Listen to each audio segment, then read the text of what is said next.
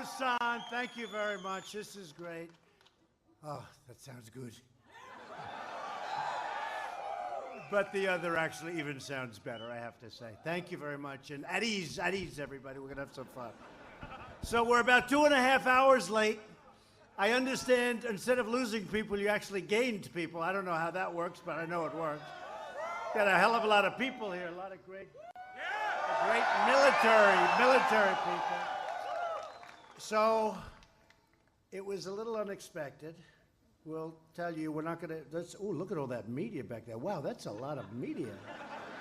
That's a lot. We have a lot of media following us. We're doing a great job, and I'll tell you, you're doing a great job, and so important. But the reason I met with Kim Jong-un, and we had a great meeting, because we're all in this together. We want to get this thing solved. It's been going on for a long time. And we had a great meeting, and it was unexpected. I put out yesterday, maybe I'll meet with Chairman Kim, and he saw it, social media. Pretty powerful thing, social media. And we just left, and I said, you know, this was unexpected, and we're going to keep a lot of thousands of great military people waiting, but that's what you do. You love your country, and that was a good thing to do, right? I said, they'll understand. They'll understand, right? Thank you.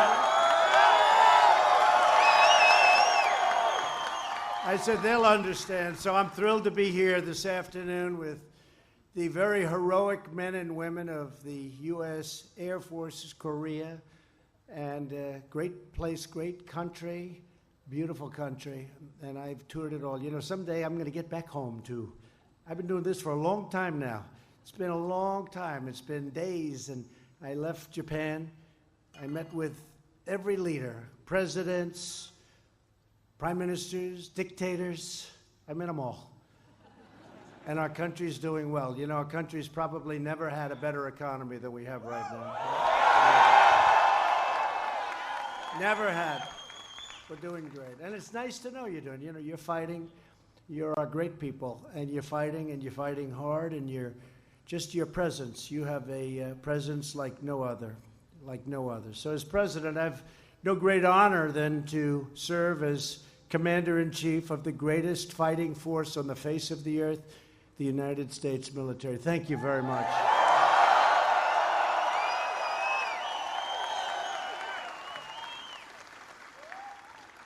So when I met with, as you know, President Moon also, we just, in fact, he just called me again. He's so happy. He's so thrilled. And we met at the DMZ, and it was something incredible. I got to see the DMZ. I got to see a lot of your fighting comrades, and we talked to them. In fact, I gave one little speech to a group of guys. I gave another little speech to a guy. Then I met with Chairman Kim. Then I came out. Then I met with President Moon. Then I gave another speech to a group of guys, and now I'm giving a speech to a big group of people, and a good-looking group. But it's really we had a very productive meeting. I outlined the incredible prosperity that awaits North Korea when this whole thing gets settled. They've been talking about this for a long time, but that's a country with tremendous potential. And I've had a good relationship with Chairman Kim. You know that. You see what's happening. It's been a lot different. They were giving us a great briefing right at the DMZ, and they said it was so different before we had the meeting, the big summit in Singapore. It was different. It was really hostile. You understand it better than anybody. It was really hostile. And since our first meeting in Singapore, we got along. We got along. We had a great kind of feeling. And when you go back home, you'll see it tonight on television. You'll see it wherever you see it. Today, there's so many forms of looking at things, it's hard to believe. As soon as you pick one, another one comes up, and the first one is obsolete. But whichever way you look, you're going to see some really nice sights. I actually stepped in with Chairman Kim. I stepped into North Korea. And they say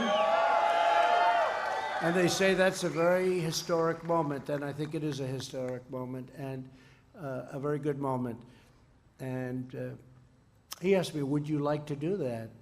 And I said it would be my honor, and we did, and we went over the line and turned around, and everybody was so happy. And many people I noticed from Korea were literally in tears, crying, because it's a big thing. It's a big thing. And we're now going to work on something. We have a tremendous team of people that know how to do this, and we're going to put them in charge. And Secretary of State Mike Pompeo is here. Where's Mike? Is he here? Where is he? Where's Mike? Where's our Secretary of State?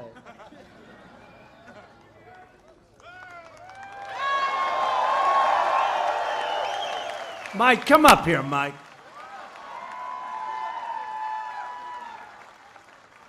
Come up, Mike. And you know who else I have? Has anyone ever heard of Ivanka?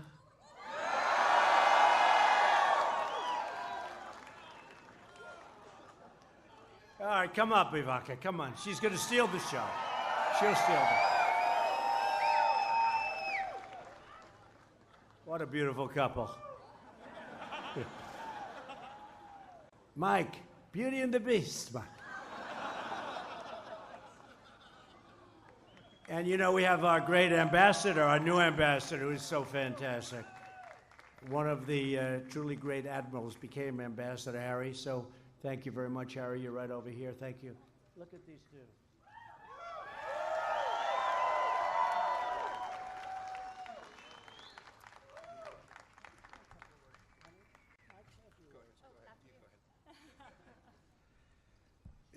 It is great to be with you all. It's wonderful to get a chance to see such wonderful fighting men and women. Thank you for what you do to serve America each and every day. Bless you all.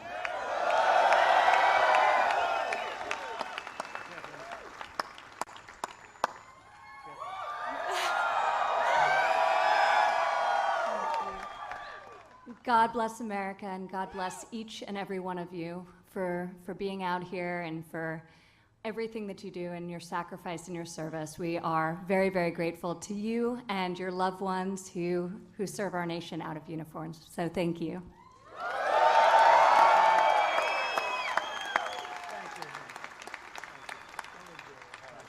Thank you both. They made the trip with me, and we spent a lot of time. Tremendous, actually a tremendous 3 days, and it never ends. We have to work hard. We're catching up. A lot of things could have been done over the years, and they weren't done, and we're getting them done. We're getting them done for you.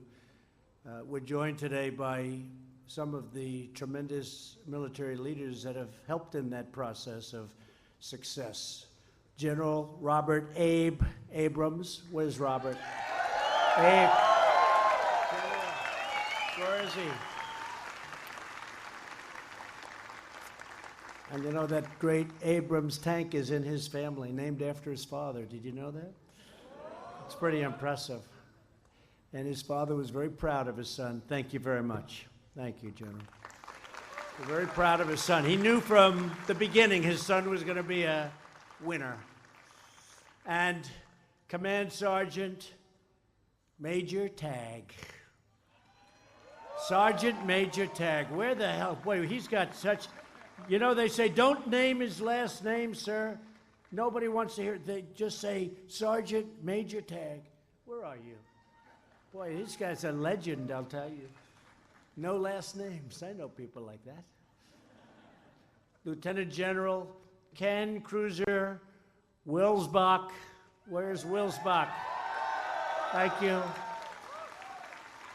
And Command Chief Master Sergeant Phil Hudson of the 7th Air Force. Where's Phil? Thank you, Phil. Lieutenant General Michael Bills. Michael, thank you. And Command Sergeant Major Jason Schmidt of the 8th Army. Thank you. Major General Bradley James and Sergeant Major Michael Saucy Doe. Saucy Doe, right? That's good, yes? Thank you. Brigadier General Otto Liller, fighter. Command Master Chief Petty Officer Stephen White, Special Operations. And Command Master Chief Petty Officer Chris Detge, Naval Forces Korea. Detji. Where's Chris? Where are you, Chris? Hi, Chris. I especially want to thank Colonel John Gonzalez. You know Colonel John Gonzalez? Supposed to be a tough cookie and a winner. And Chief Master Sergeant Adam Veazey. Adam. Thank you, Adam. Finally, we're pleased to have with us several of our friends from South Korea this afternoon. General Che. Where's General Che? General Che. Thank you, General. Great job. Deputy Commander, Combined Forces, and I want to thank, I hear you're doing a hell of a job, Lieutenant General Hong Song Chin and Chief Master Sergeant Yi Sung Il of the Air Force Operations Command, and I hear they're very tough. Are they tough? Yeah, they're tough. That's great. To all of the service members from U.S. Forces Korea, today I'm here to tell you that 330 million American hearts beat with the gratitude for your selfless service. We're also joined by many amazing military spouses and families.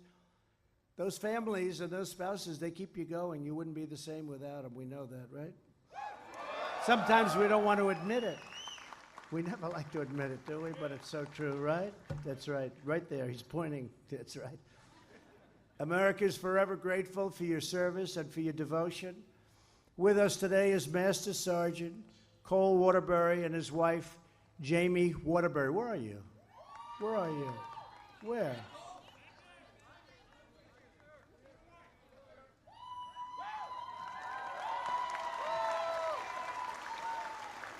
Good-looking group. They met when Jamie was also in the Air Force. Jamie served on active duty in the Air Force for 4 years and then joined her husband through 6 different assignments in 3 different countries. Jamie recently earned the Presidential Lifetime Achievement Award for her 4,000 hours of volunteer work on behalf of the military community. That's incredible. Jamie, you embody the greatness of America's military families, and we want to thank you. Give her a big hand. Thank you, Jim. Thank you, Jim. This afternoon, we're delighted to be joined by hundreds of brave airmen and women from the United States Air Force. Among them are members of the 8th Fighter Wing, the 51st Fighter Wing, and the 7th Air Force. Many soldiers here today just celebrated the 75th anniversary of the 8th Army. 75 years. You know, I just returned from Normandy.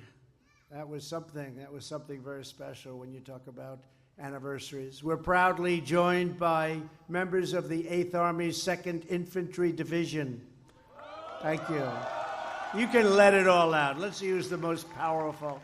Let it out. And the 19th Expeditionary Support Command. Where are you? The 35th Air Defense Artillery Brigade. Where are you? The 1st Signal and the 501st Military Intelligence Brigades. Where are you? The 65th Medical Brigade, as well as soldiers from the 8th Army headquarters. Thank you all. Thank you all for being here. Also with us are men and women of the United States Army Garrison Daegu. You know that. Along with those from Yangshan and that's really very famous for Camp Humphreys. Camp Humphreys. Pretty famous place. And of course, joining us today are the brave United States Marines. I know there's plenty of you. Along with the sailors of the United States Navy and the fearless fighters of the Special Operations Command Korea. What a group of people. And I want to get every name out. I don't care that I want to get the hell back on that big plane. I got to get them all out. I could have done an abbreviated version, but we don't want to do that. We just want to stand here and have a good time. We're going to have a good time tonight. Together, the men and women of America's armed forces are the most extraordinary warriors ever to walk the face of the earth. You stand ready to vanquish any danger and deliver the full might of American justice whenever and wherever duty calls. There's nobody like you. You're special people. You're prepared to deter, defeat, and defend against any threat. You live by the famous U.S. Forces career motto, "We go together. We go together." Many of our soldiers here today also serve with the 2nd Infantry Division, Republic of Korea, U.S. Combined Division, the only forward-based Army division integrated with Allied troops. This past April, soldiers from this division mobilized to fight wildfires northeast of Seoul. I heard you were fantastic, by the way. Fantastic job. Your valiant actions helped save thousands of homes and countless numbers of lives. Congratulations on a job well done. Everyone was talking about it. You walk in the footsteps of American patriots down through history. In the summer of 2018, this airbase hosted the United Nations Command repatriation of fallen service members from the Korean War. It was a beautiful thing to see. It was beautiful. And they came in, and you saw what happened. Came in to Hawaii. Vice President Mike Pence was there to greet. These were our great, great heroes. And they're coming back. They're coming back. Along with, as you know, we have our hostages back, and just things are so different, so different. So I want to thank you all for helping to give our beloved heroes the homecoming that they deserve. That was a homecoming after many, many decades. With us today, that's right.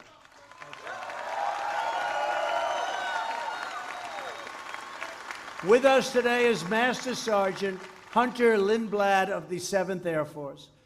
Hunter was born in Seoul. After 5 months, and he was 5 months old, he was flown from Incheon to New York City, where he was adopted by a loving American family. 25 years later, in 2010, Hunter returned to South Korea for the first time as an intrepid airman of the United States Air Force. He's now completing his 3rd tour of duty in South Korea, where he serves as a contingency and exercise, it's an incredible job, planner, helping our forces to achieve unrivaled skill, precision, and speed. Hunter, your story exemplifies the enduring bonds between the American and South Korean people. And I will say this, the folks here, all of them, especially the ones that really know you, they respect you a lot. Also here today is Air Force Captain Jin Lee. Jin spent his childhood outside of Pohang, South Korea. At age 13, he came to the United States, became an American citizen, and after college joined the United States Air Force.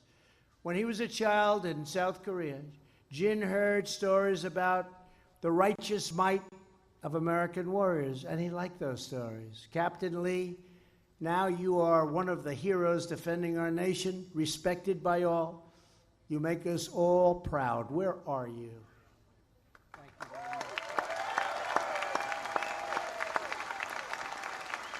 Thank you very much. The service members here at Ocean have served all over the world, including in Iraq and Afghanistan, and in our campaign against the bloodthirsty killers known as ISIS.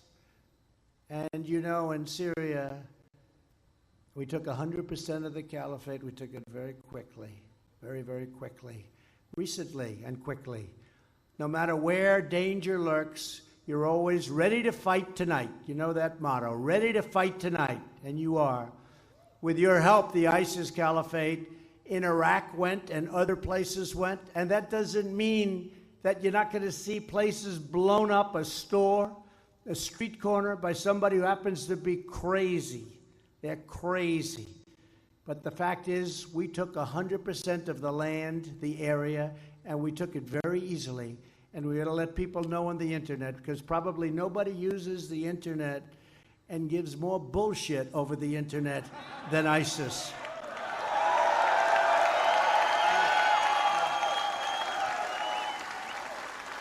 Few people use it better. Let me thank every warrior in the audience who served that righteous mission. You really were fantastic, and we all salute you. Thank you very much. Our nation will never forget the sacrifices of every American service member here today and those stationed throughout the world. No force on earth can match the courage, the spirit, virtue, the grit of the American soldier, sailor, airman, Marine. Under my administration, we've made historic investments in our military with $700 billion with a B dollars last year. And this year, think of that, 700, you know what 700 billion is? But you needed it. We were getting depleted. You people know it better than anybody. The planes were old, the equipment was old.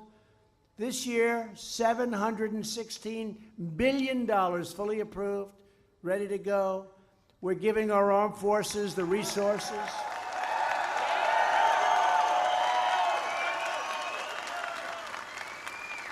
And we're giving our armed forces the resources, tools, and support you need to fight and win. Our new budget calls for, listen to this, you'll love this, 78 F-35 stealth, right? Stealth. They say they're hard to beat because you can't see them, literally. I've gone to some of the great pilots. I say, what do you think of the F-35? How does the enemy do? Well, they have a problem. They can't see it, sir. I mean, that's pretty much it, right? Got a lot of them. 24 F-A-18s, brand new, and 8 new F-15Xs. You like that plane? Yeah. And by the way, the Warthog right behind me is not so bad. You know that, right? I've got more people asking us to keep the Warthog. Look. Oh, they say it's sort of running out, but we're fixing up, you know, we're going to keep them as long as we can. But people love them. Are they that good? Senator Martha McSally flew Warthogs.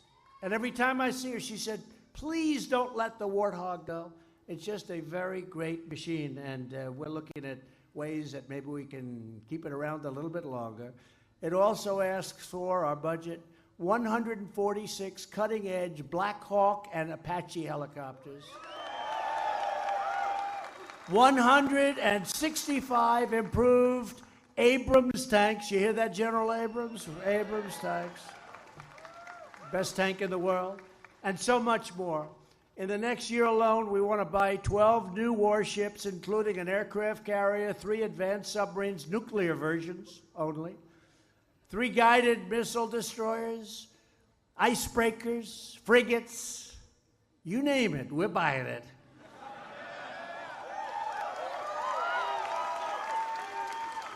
And we're proud to say it's made in America, so it's okay. We want you to have nothing but the very best equipment. That's what you have. Look, it was depleted. It was sadly depleted. Some of your planes, you knew better than anybody. You'd have to go into the graveyard in the desert where they keep the old planes and look for parts and try and scavenge parts. It was ridiculous. It was ridiculous. I heard stories where the grandson of the people that flew a plane when it was new, they're still flying the same plane. Not anymore. You have hundreds and hundreds of planes coming in. You have great new equipment. Very shortly, we will have the most ready, the best.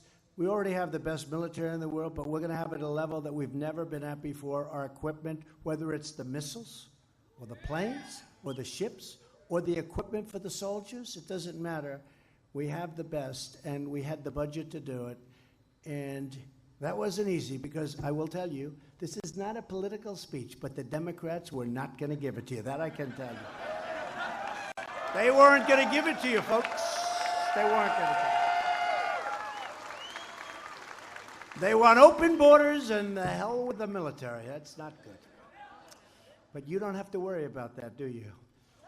We never had it better. And you know, one thing I didn't mention, You also got very nice pay raises for the last couple of years. Congratulations. Oh, you care about that. They care about that. I didn't think you noticed. Yeah, you were entitled. You know, it was close to 10 years before you had an increase. 10 years. And we said it's time. And you got a couple of good ones, big ones, nice ones. And you love what you do, but it's nice to be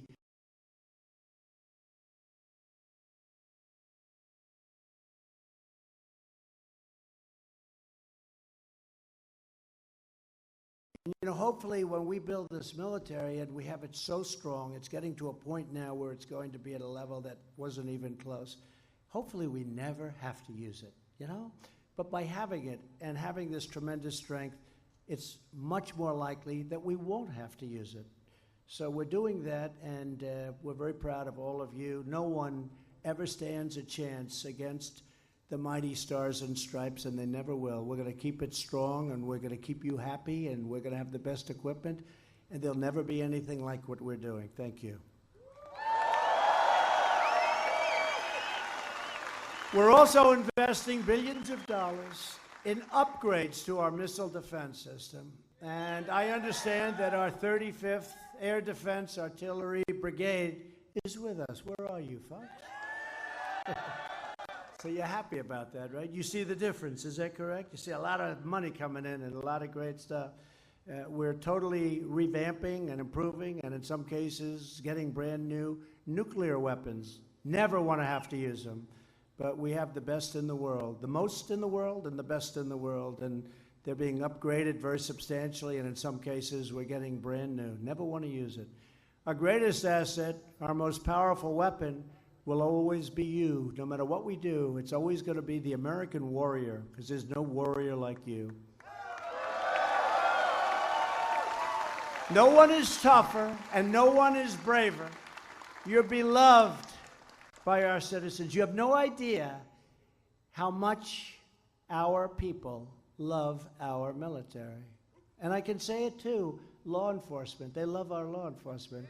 What they go through, what the law enforcement, Border Patrol, ICE, our sheriffs, our everybody. These are great, great people. You are great, great people. You're feared by your foes, and you're respected by all. You are so respected, and I just want you to know that. Sometimes you don't hear that. You don't hear it enough. You are totally respected. And I can tell you there's nobody that respects the military more than your president, Donald Trump. Nobody. Nobody. With us today is a perfect symbol of the endurance that we're talking about, Staff Sergeant Timothy Deschanette. Where's Timothy? Timothy. Hello, Timothy. At the age of 19, Timothy was diagnosed with cancer. After recovering from surgery and going into remission, Timothy decided he wanted to join the military. He found an Air Force recruiter who helped him enlist, and he's now served with distinction in the Air Force for nearly 7 years, and he is a tough, strong guy. Staff Sergeant Deschanette, your strength is an inspiration to all of us. I want to just tell you, great job. He had a really big problem, and he beat it. That was a tough fight. That was a tough battle. Congratulations, Timothy.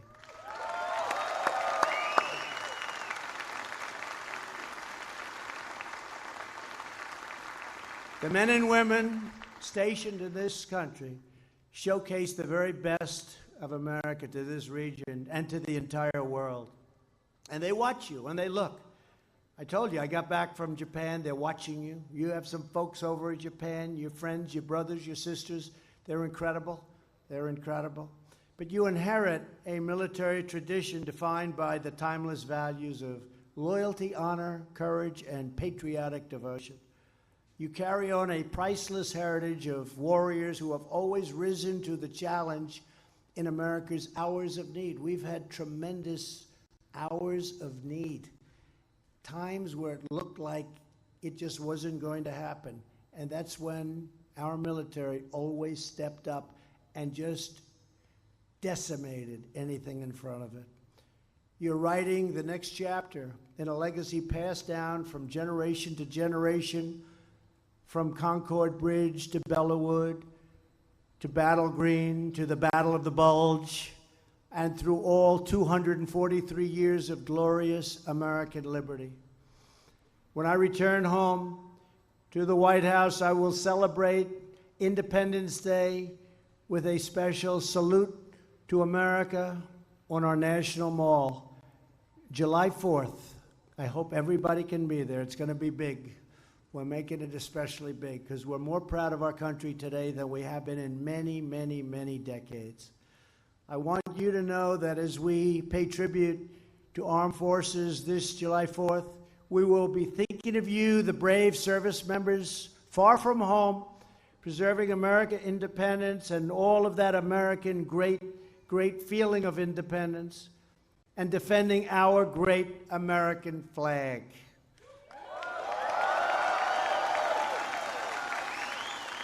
Americans are born free, and as long as we have brave soldiers and sailors and airmen and Marines, we know that our freedom will never, ever die.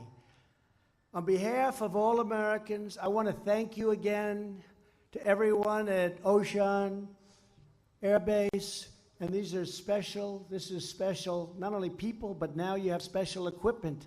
Sometimes it's nice to have the equipment to go. So, Oshon, I want to just thank you, everybody here, to every patriot who proudly serves under the red, white, and blue. God bless you.